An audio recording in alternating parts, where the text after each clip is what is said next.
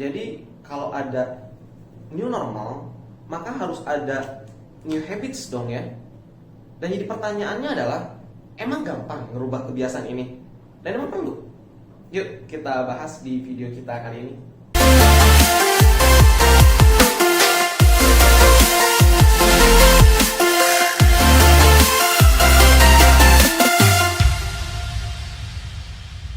New normal. Jadi kalau kita pengen bisa survive and grow di era new normal ini, maka kita harus belajar dari Cina. Karena Cina adalah negara yang sudah pernah melewati fase pandemi ini. Nah, ini terbukti sebetulnya McKinsey melakukan risetnya di sana tuh. Jadi McKinsey ini adalah sebuah perusahaan terkemuka di dunia, karena 80% perusahaan-perusahaan besar di dunia itu menggunakan jasanya McKinsey itu.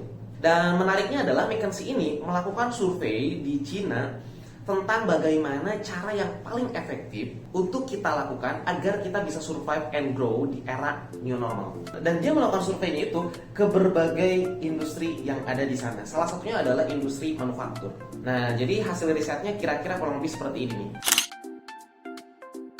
Dari 1.300 respondens yang ada di sana, ternyata 53% memberikan respon bahwa cara yang paling efektif agar kita bisa survive and grow di era new normal ini adalah dengan cara kita memperluas perspektif kita dan kita mampu menerima atau melepas perasaan negatif kita yang selalu menghalangi kita untuk melakukan sebuah terobosan-terobosan baru. Nah, kemampuan-kemampuan inilah yang perlu kita latih, yang perlu kita biasakan, yang harus kita hadirkan di era new normal ini. Sebetulnya di skala perusahaan mereka sudah melakukan hal seperti ini. Ya contohnya misalkan di industri fashion ada H&M, ada Zara, ada Gucci. Mereka sudah melakukan hal seperti ini. Mereka sudah memproduksi masker yang sebetulnya mereka belum pernah memproduksi itu loh sebelumnya.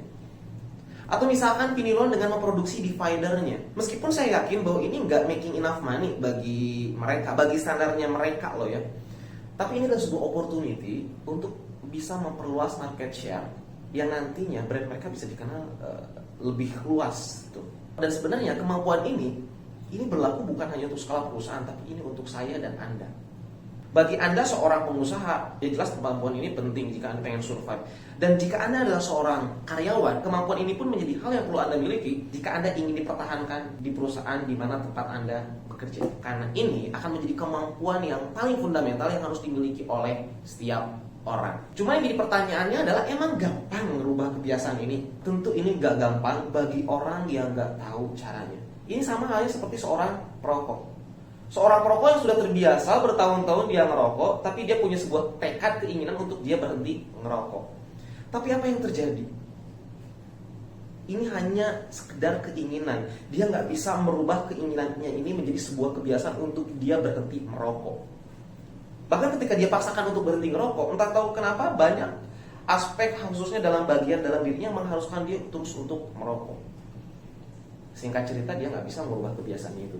Hingga akhirnya dia harus pergi ke seorang psikolog, hipnoterapi, 2-3 sesi ketemu dengan mereka dan akhirnya mereka bisa berhenti ngerokok. Itu yang menjadi menariknya. Atau mungkin ada orang yang fobia terhadap ular.